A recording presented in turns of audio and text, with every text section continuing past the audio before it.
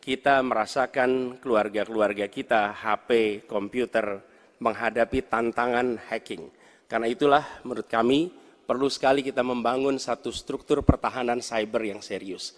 Dan ini tidak cukup dengan memberikan tugas pada sekelompok orang. Perencanaan komprehensif yang melibatkan seluruh lembaga termasuk komponen masyarakat. Yang tidak kalah penting adalah mekanisme untuk merespon balik apabila terjadi kondisi serangan.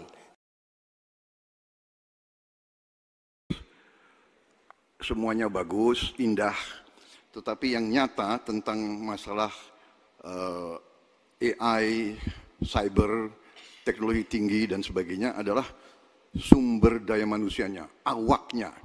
Kita menyiapkan putra-putri kita terbaik untuk menguasai teknologi, untuk menguasai science, untuk menguasai artificial intelligence, untuk menguasai cyber. Bukan barang yang kita beli. Kita harus kuasai know-how-nya. Kita harus kuasai sistem yang harus kita pegang.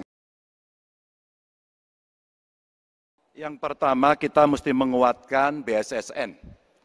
Dan kita penting untuk membuat security system yang baik. Bahkan selain membangun SDM dan infrastruktur yang baik, maka kecepatan internetnya dan coveragenya harus tinggi. Maka kalau kita kemudian membuat satu sistem infrastruktur yang bagus, jangan dikorupsi. Ini yang kemudian jadi persoalan. Maka tidak pernah selesai. Memang benar, membangun sistem itu salah satunya. Satu adalah perangkat lunak, satu adalah perangkat kerasnya. Dan itu salah satunya adalah seperti disampaikan terkait dengan sumber daya manusia. Persoalannya, kalau tadi disebut ada yang teoritis, ada yang kedua tidak dilaksanakan. Jadi selama 5 tahun ini, apa yang dikerjakan dalam mempertahankan sistem cyber kita? Mohon tenang. Justru di situ letak problemnya. Langkahnya investasi jangka panjang boleh, tapi manfaatnya itu baru dirasakan bisa 5 tahun, 10 tahun yang akan datang. Pertanyaannya, hari ini dan kemarin apa?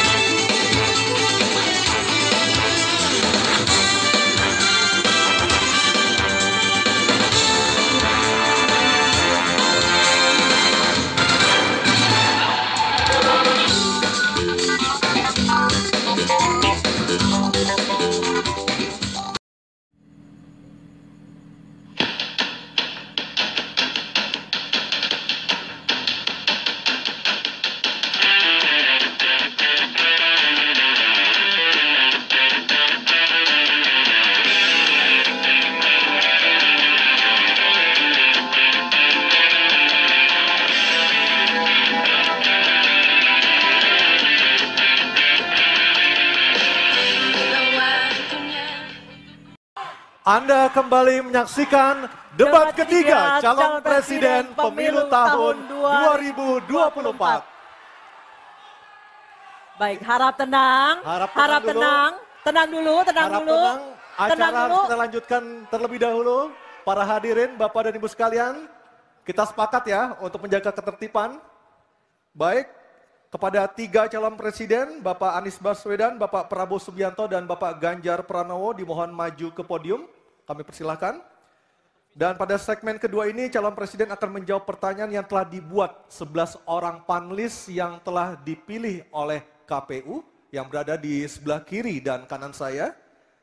Dan selain menjawab pertanyaan dari panelis, masing-masing calon presiden juga diberikan kesempatan untuk saling menanggapi dan saling merespon. Dan perlu kami sampaikan lagi, subtema debat malam hari ini ada 6.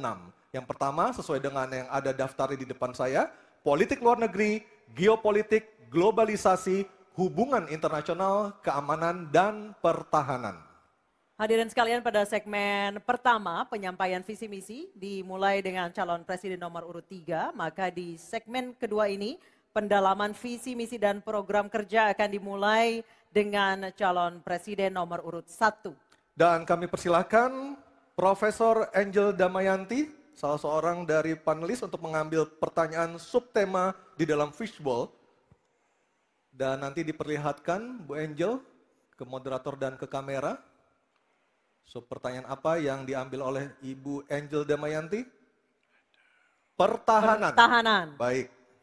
Dan selanjutnya panelis Ibu Kuri Safitri untuk mengambil undian daftar pertanyaan dari Fishball. Ya, silakan Bu. Ada A, B, atau C. Kita tidak tahu apa yang diambil hurufnya. Huruf C. Oke, baik. Pertahanan huruf C. Baik, saya ambil ini A, B, C. Baik. Kita akan buka amplop pertanyaannya. Pertanyaannya masih disegel. Ya? Bapak Ibu yang di rumah juga bisa melihat pertanyaannya masih disegel. Dan kami ingatkan para calon presiden untuk mendengarkan dengan seksama Bapak-Bapak karena pertanyaan tidak akan kami ulang, hanya akan kami bacakan satu kali. Silakan dibuka Anissa, Baik. lihat apa isi pertanyaannya. Baik, Pertahanan pertanyaan huruf C ya. Ya, pertanyaan untuk calon presiden nomor urut 1, Bapak Anies Baswedan. Pertahanan negara yang tangguh dapat dicapai dengan memanfaatkan teknologi siber, kecerdasan buatan, dan satelit untuk informasi geospasial.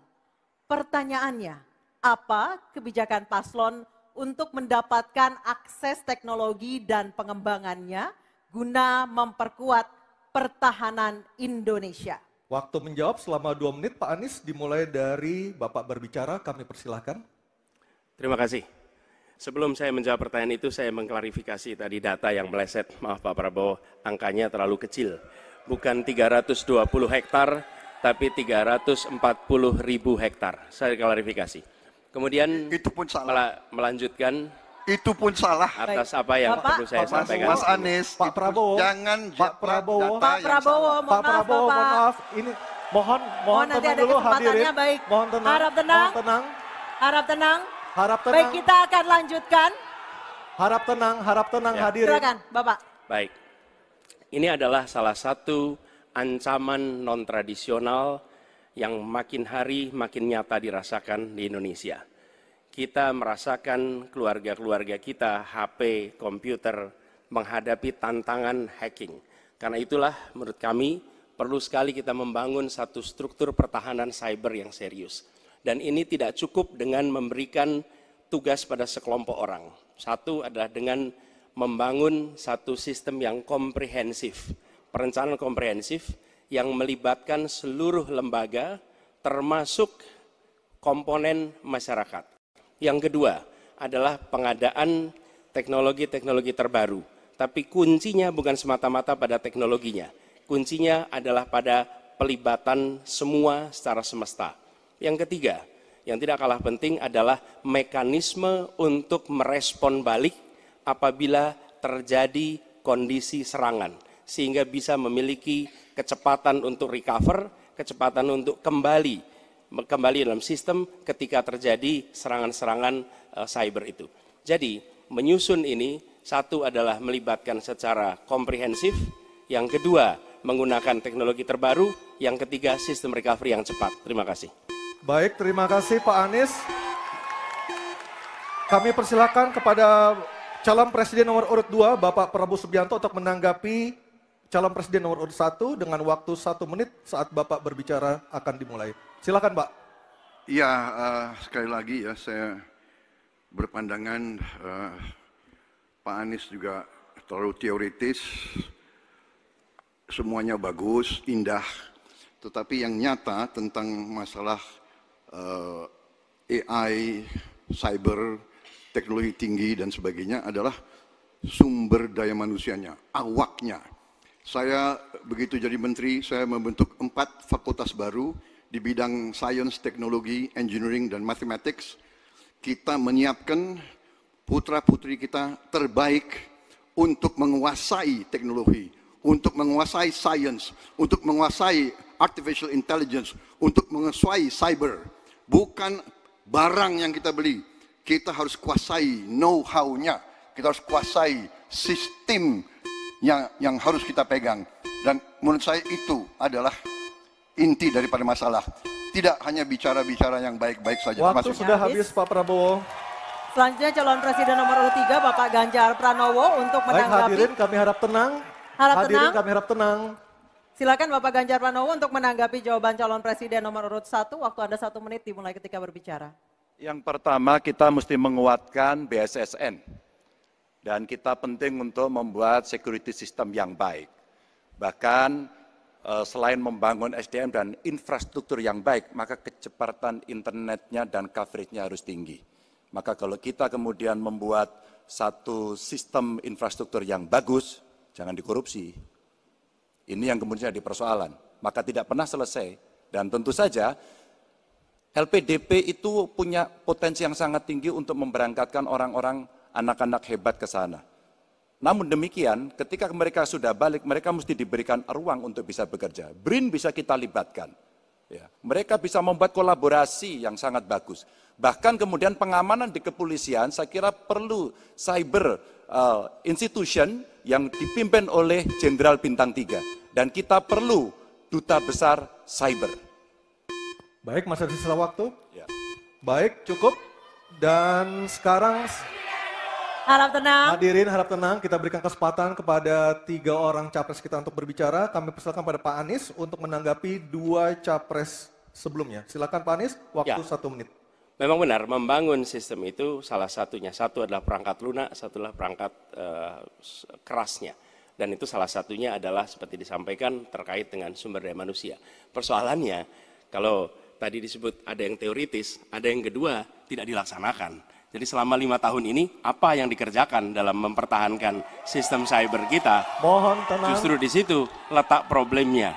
Jadi ketika anggaran yang begitu besar dialokasikan justru bukan untuk mempertahankan yang hari ini menjadi serangan paling modern yang terjadi. Ini adalah ancaman yang paling nyata dan dirasakan di seluruh keluarga, bukan hanya di sektor pemerintahan. Karena itu menurut kami, langkahnya investasi jangka panjang boleh, tapi manfaatnya itu baru dirasakan bisa 5 tahun, 10 tahun yang akan datang. Pertanyaannya hari ini dan kemarin apa? Dan itulah yang menjadi fokus kita. Segera siapkan sistemnya, segera siapkan orangnya, segera siapkan langkahnya. Baik, masih ada waktunya Bapak. Waktu Baik, habis. terima kasih. Harap tenang Bapak Ibu, Harap tenang, hadirin yang ada di acara sini. masih harus kita lanjutkan. Harap tenang Kita Bapak dan sudah Ibu. dengarkan bersama-sama tadi tata tertibnya seperti apa, mohon tenang.